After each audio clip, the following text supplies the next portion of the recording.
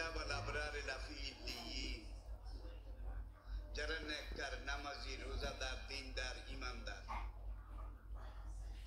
যারা পারফেক্ট মুসলমান, সত্যিকার আল্লাহর কাছে সারেন্ডার হয়েছে, আত্মসমর্পণ করেছে,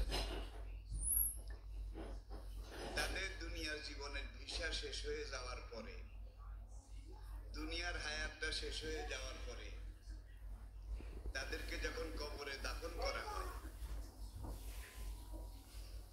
কালা রাসূলুল্লাহ সাল্লাল্লাহু আলাইহি ওয়াসাল্লাম,